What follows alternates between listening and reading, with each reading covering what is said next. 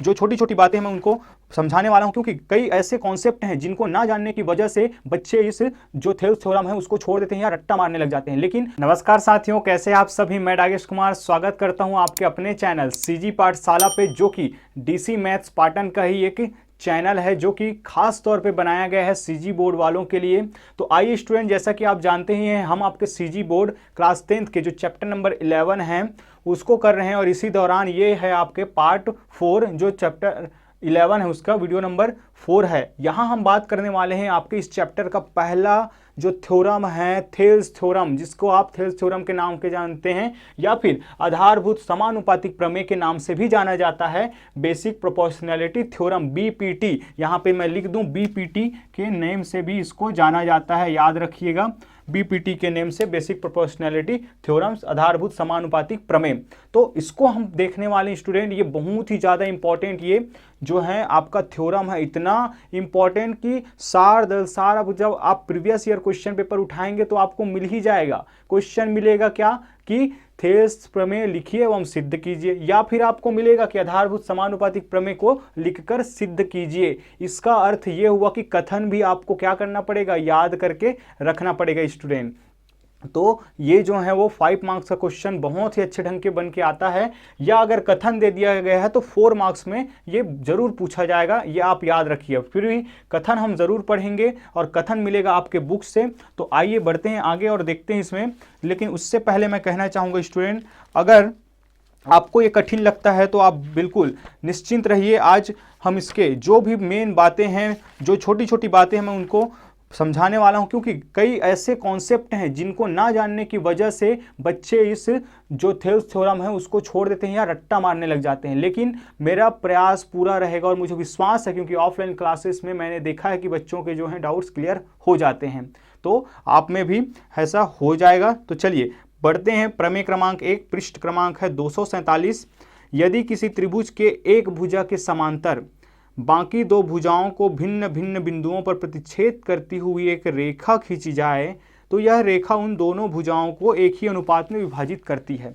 ये तो हो गया बात, आखिर किसका हो गया बात, ये कथन का। अब कथन के बाद जो दिया है, हमारे लिखने का जो तरीका होता है, थ्योरम को बनाने का तरीका बहुत ही इंपॉर्टेंट रोल जो है वो प्ले करता है। सबसे पहले आपको कथन लिखना है, स्टेटमेंट, फिर गिवन लिखना है, गिवन डेटा जो भी है दिया है, फिर सिद्ध करना है, जो प्रूफ करना है वो, अगर रचना की जरूरत पड़ती है तो रचना, फिर इसके बाद आता है उत्पत्ति, प्रूफ की तरफ हम बढ़ते हैं। तो इस दौरान हम देखते हैं स्टूडेंट, तो ये सब हैं, कथन को आप बुक से लिख लेंगे। अब बढ़ते हैं आगे, और आखिर वो जो गिवन डेटा है, आखिर दिया क्या है, उसको हमें कैसे निकालना है। तो याद रखिएगा, जब कभी भी आपके थ्योरम को आपको जो प्रूफ करना है तो कम से कम 3 बार आप उसको रीड कीजिए। कितने बार?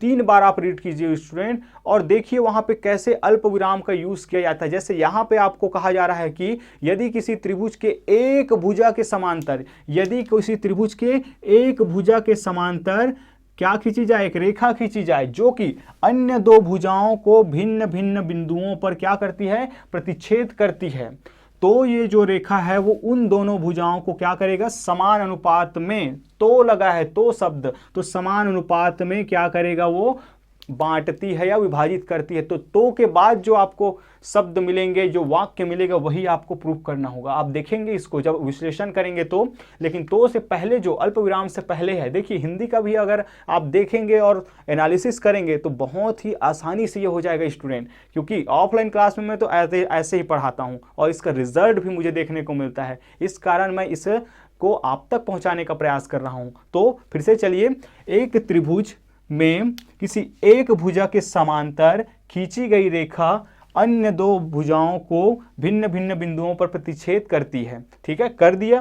तो ये जो है वो भुजा, हम देख रहे हैं कि ये पार्ट्स में बट गए, तो इन पार्ट्स का जो है भुजाओं का जो ये भाग है, उनका अगर अनुपात निकालते हैं तो वो क्या निकलता है स्टूडेंट, आपका समान निकलता है, बराबर निकलता है। आइए यहीं पे एक बात और ध्यान रख लीजिएगा कि ये ज़रूरी नहीं है कि अगर आपको कुछ ऐसा मिल रहा है तो ये ऐसे ही ड्रॉ किया जाए, ऐसे ही समांतर, क्योंकि ये तो जैसे कि यहाँ पे मिल रहा है, ठीक है, आप ऐसे भी इस भुजा के समांतर अगर होगा तो इस तरीके से आप ड्रॉ कर सकते हैं। इस भुजा के समांतर ऐसे ड्रॉ किए हैं, इस भुजा के समांतर ऐसे, तो ये दोनों अगर समांतर हो जाएंगे, फिर ये दोनों समांतर हो जाएगा, तो कैसे भी सबके लिए ये सत्य है स्टूडेंट, सत्य के लिए ये सत्य है। इस बात को आप ध्यान रखेंगे कि जरूरी नहीं कि ऐसे ही मिले, कैसे भी क्वेश्चन आपको मिल सकता है, तो आप सबके लिए तैयार रहेंगे। आपके देखने का जो पर्सपेक्टिव है वो मायने रखता है कि आप इसको कैसे हैंडल करते हैं। तो आइए अब बढ़ते हैं आगे।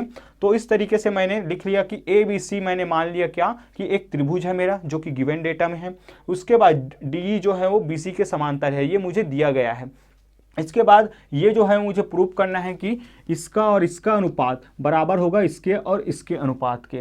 याद रखिएगा, इसमें आपको ध्यान रखना है कि अनुपात जब लेंगे, इस भुजा, दोनों भुजा को जो है प्रतिच्छेद किया जा रहा है, तो पहला बटे दूसरा भाग, तो यहाँ दूसरा जब भुजा का लेंगे तो भी पहला भाग बटे दूसरा भाग लेंगे, तो जो है वो इस तरीके से आपको लेना है। अगर आप ऐसे लेते हैं कि ये पूरा भाग ए बी बटे ए डी लेते हैं, तो यहां भी पहले ऊपर में अंश में आपको क्या लेना पड़ेगा, ए सी बटे ए ई, तो ये सत्य होगा। अगर रेशियो गलत हुआ तो फिर गड़बड़ मामला हो जाएगा। तो आइए अब बढ़ते हैं रचना की ओर। अब कुछ हमें इसमें क्या करना पड़ेगा, कंस्ट्रक्शन करना पड़ेगा, क्या क्या जरूरत है हमारे, क्योंकि अगर आपको प्रूव करना है तो ऐसे तो प्रूव नहीं होगा, तो हमें कुछ ज़रूरतें हैं। जैसे कि पहला मुझे ज़रूरत है कि मैं इसमें ट्रायंगल शो कर दूं, कि मैं क्या करता हूं कि बी को ई से ज्वाइन कर देता हूं, पॉइंट बी को ई से ज्वाइन कर दिया और सी को डी से ज्वाइन कर दिया, तो इस तरीके से मुझे मिला। तो पहला मैंने क्या कर दिया, बिंदु बी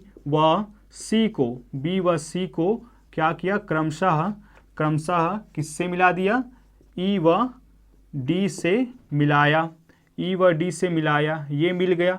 फिर जो है स्टूडेंट दूसरे नंबर पे मैं क्या काम करता हूँ, दूसरे नंबर पे मैं ये काम और करता हूँ कि मैं क्या करता हूँ कि डी से एक परपेंडिकुलर ड्रॉ करता हूँ ए सी पर, डी से एक लंब खींचता हूँ इस पे ए सी पे, और वैसे ही ई से एक लंब खींचता हूँ इस ए बी पर। ज़रूरत क्यों पड़ी है इसका मैं बताऊँगा अभी थोड़ी देर में। क्योंकि हम जानते हैं कि इस थ्योरम को प्रूव करने के लिए हम किसका सहारा लेने वाले हैं, हम लेने वाले हैं जो त्रिभुज का क्षेत्रफल होता है उसका, ई एफ, और इसका नाम दे देते हैं जी। और क्षेत्रफल में हम जानते हैं क्या, 1/2 गुणित आधार गुणा ऊंचाई।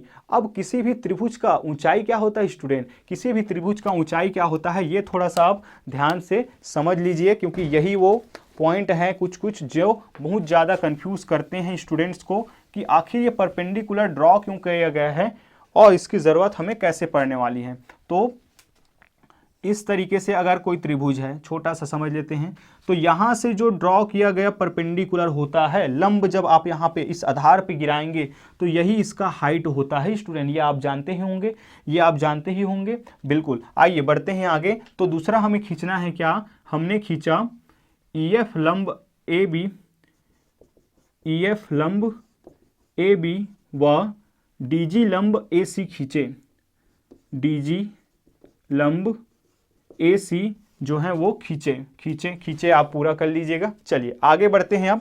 अब हमें क्या करना है, अब हमें सिद्ध करना है। चलिए सिद्ध करना है तो उत्पत्ति की तरफ बढ़ते हैं कि किस तरीके से हमें आगे बढ़ना है। तो सबसे पहले मैंने बताया कि कुछ बातों का आपको ध्यान रखना है। पहला, 6वीं क्लास का आपको वो सूत्र याद होना चाहिए कि त्रिभुज का क्षेत्रफल कैसे ज्ञात किया जाता है। उसके बाद एक थ्योरम बीच में आएगा, उसके बारे में मैं बताऊंगा, जो कि सबसे इंपॉर्टेंट थ्योरम है ये, उसके बिना आप आगे बढ़ नहीं पाएंगे, थिल्स थ्योरम सिद्ध ही नहीं होगा स्टूडेंट। तो चलिए अब बढ़ते हैं आगे और देखते हैं। चूंकि हम जानते हैं क्या, area of triangle is equal to half into base into height, आधार गुणा ऊंचाई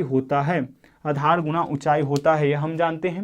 देखिए अब एरिया को हम इस तरीके से शो करेंगे, हम पूरा नहीं लिखेंगे कि त्रिभुज का क्षेत्रफल, ये आप एरिया ऑफ ट्रायंगल ऐसे आपको रीड करना है, त्रिभुज का क्षेत्रफल। अब इस तरीके से हम सबसे पहले क्या लेने वाले हैं, इस भुजा को लेने वाले हैं, एक ऐसे 2 ट्रायंगल्स लेने वाले हैं, 2 ट्रायंगल्स का हम जो क्षेत्रफल होता है उनका अनुपात लेने वाले हैं, जिसमें हमारा AD वाला भाग भी आ जाए और हमारा DB वाला भाग आ गया। क्या कह रहे हो सर, समझ नहीं आ रहा है, कोई परेशानी नहीं, अभी आ जाएगा समझ। तो हम पहले ट्रायंगल लेने वाले हैं ADE और दूसरे नंबर पे लेने वाले हैं BDE। तो हम क्या ले लेंगे, दोनों का अनुपात ले लेंगे स्टूडेंट। तो एरिया ऑफ ट्रायंगल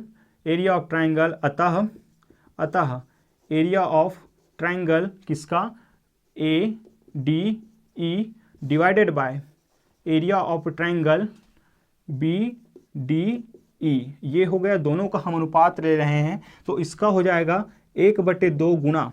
अब देखिए त्रिभुज ADE में, ये देखिए त्रिभुज ADE, इस वाले त्रिभुज में अगर हम देखें तो जिस भुजा पर परपेंडिकुलर ड्रॉ किया है आपने, जिस भुजा पर आपने लंब डाला है वही आधार का काम करेगा, और उसी को तो मुझे जरूरत है। देखिए AD का ही जरूरत है, तो AD ही क्या होगा, मेरा आधार होगा। और उसके लिए हाइट का काम कौन करेगा, ये जो है EF है वो करने वाला है स्टूडेंट, वो जो EF है वो करने वाला है। तो इस तरीके से AD जो होगा क्या हो जाएगा, हमारा आधार हो जाएगा, और EF जो है इसके लिए वो लंब हो जाएगा, सॉरी इसका ऊंचाई हो जाएगा। इसी तरीके BDE में देखिए, अब ये रहा BDE, देखिए BDE, अब BD में आधार का काम कौन करेगा, ये देखिए DB जो है आधार का काम करेगा, और इसके लिए भी हाइट EF होगा।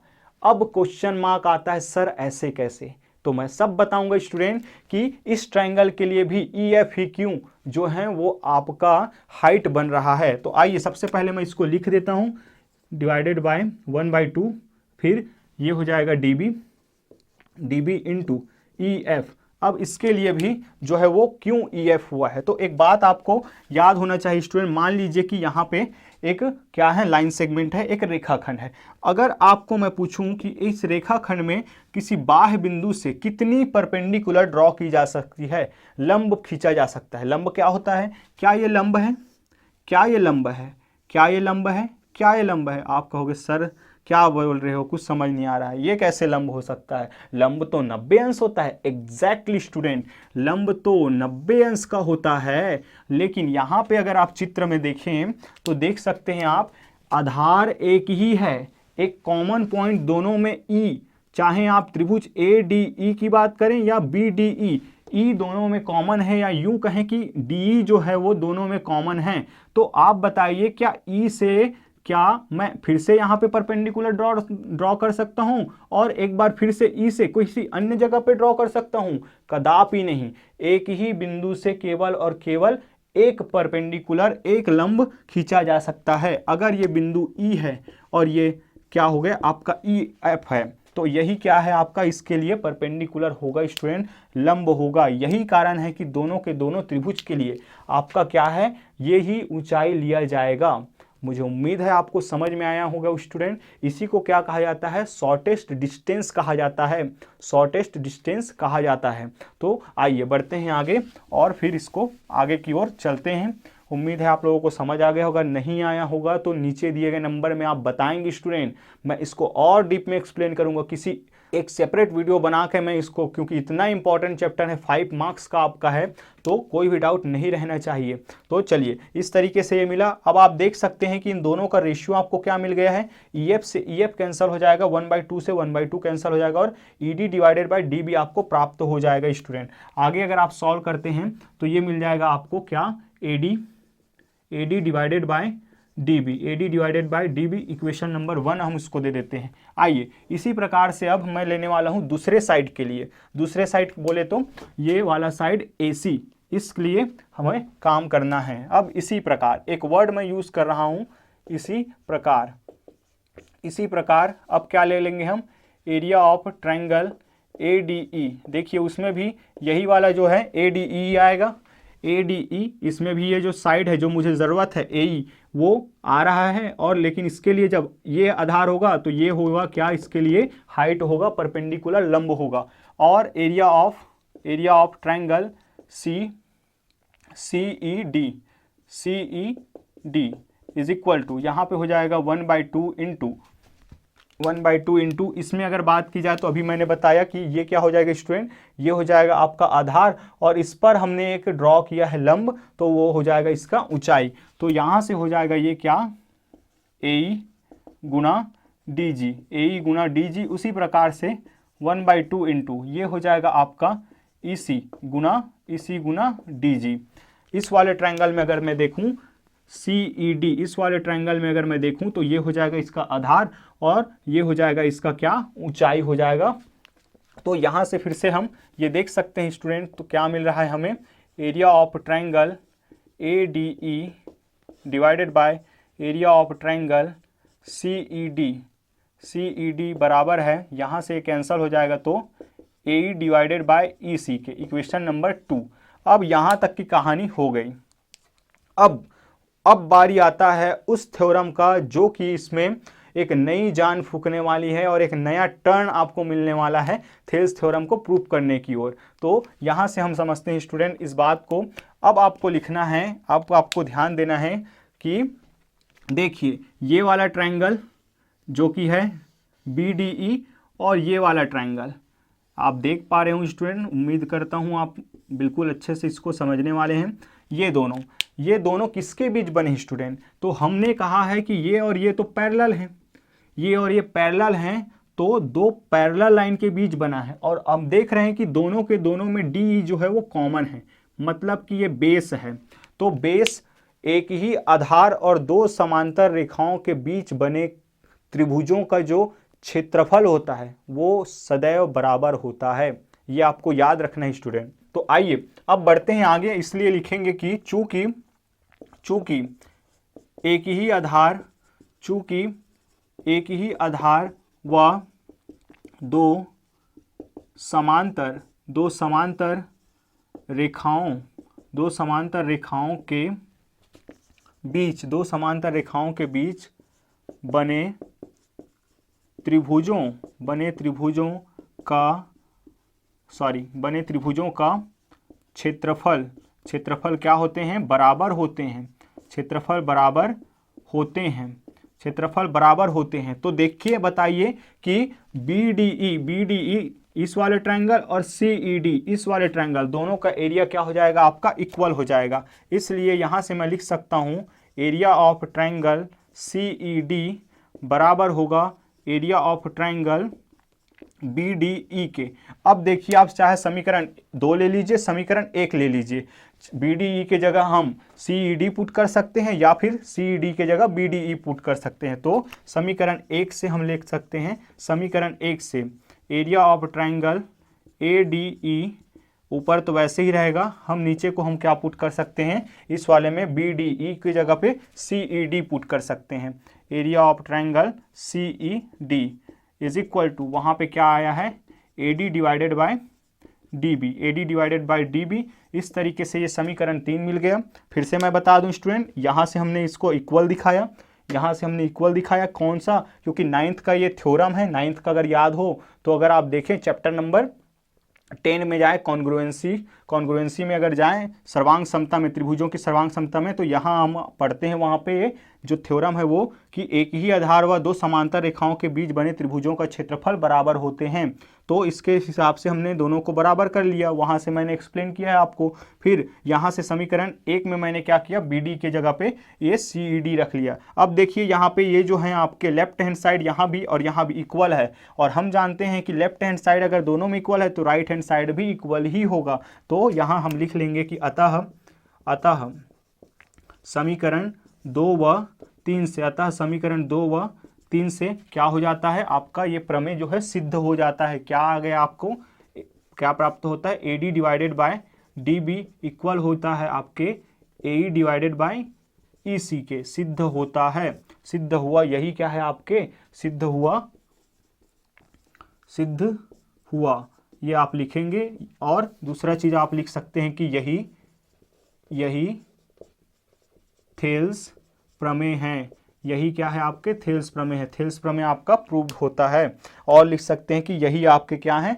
आधारभूत समानुपातिक प्रमेय है। जिस नाम से आपको पूछा जाएगा उस नाम से आप बताएंगे जरूर अंत में। इस तरीके से हमने ये पूरा सॉल्व किया है स्टूडेंट, आपके लिए प्रूव किया है। आप स्क्रीनशॉट भी ले सकते हैं इसका।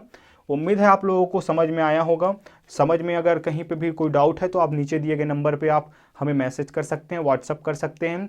कॉल के लिए आप ना जाएं स्टूडेंट, कॉल जो है अलाउ नहीं है, आप व्हाट्सअप का ही यूज़ करेंगे। और लगातार आप हमारे साथ बने हुए हैं। तो चलिए मिलते हैं नेक्स्ट वीडियो लेक्चर में इसके विलोम के साथ। तब तक के लिए अपना ख्याल रखिए और पढ़ते रहिए, हमेशा स्वास्थ्य का ख्याल रखिए। जय हिंद।